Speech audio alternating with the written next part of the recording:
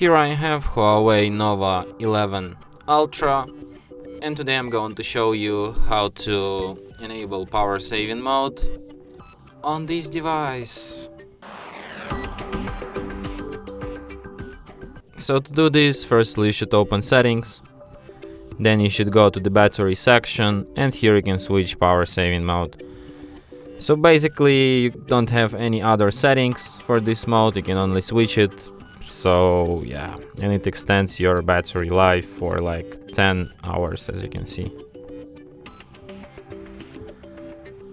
And that's it. Thanks for watching.